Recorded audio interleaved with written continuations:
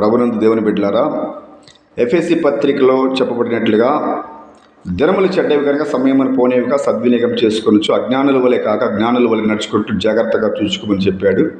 అయితే ఆత్మ సంబంధమైన పద్యములతోనూ పాటలతోనూ దేవుని నామాన్ని కీర్తించుచు ఒకరికొకడు లోబడి ఉండి క్రీస్తునకు భయపడవలనని అన్నాడు. అందులో ఒక మాటను తీసుకుంటున్నాను. ఏంటంటే పాటలతోనూ పద్యములతోనూ ఆయనను కీర్తించాలి. అయితే నేను ఒక వాక్యాన్ని తీసుకొని ఒక పద్య రూపంలో వినిపించాలని ఆశ కలిగి ఉన్నాను. రోమా పత్రిక 11వ అధ్యాయంలో 33వ వచనంలో ఈ యొక్క మాట పద్య రూపంగా నేను పాడాలనుకుంటున్నాను. ఆహా, దేవుని బుద్ధి జ్ఞానముల బాహుళ్యము. అయ్యా వింటున్నారా?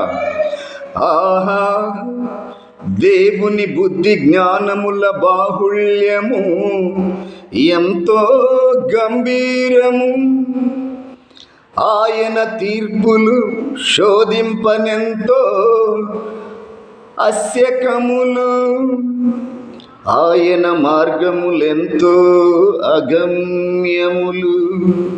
ప్రభువు మనసు ఎరిగిన వాడెవడు? ఓ సోదరా సోదరి, ప్రభువు మనసు ఎరిగిన వాడెవడు? ఆయనకు ఆలోచన చెప్పిన వాడెవడు? వినపడుతుందా? ఆయనకు ఆలోచన చెప్పిన వాడెవడు?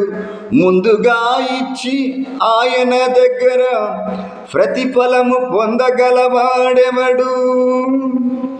ఆయన మూలమునను, ఆయన ద్వారాను, ఆయన నిమిత్తమును సమస్తము కలిగెను.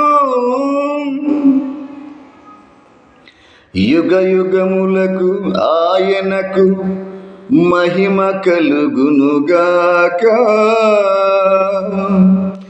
యుగ యుగములకు ఆయనకే మహిమ కలుగునుగాక. ఆమేన్, ఆమేన్, ఆమేన్.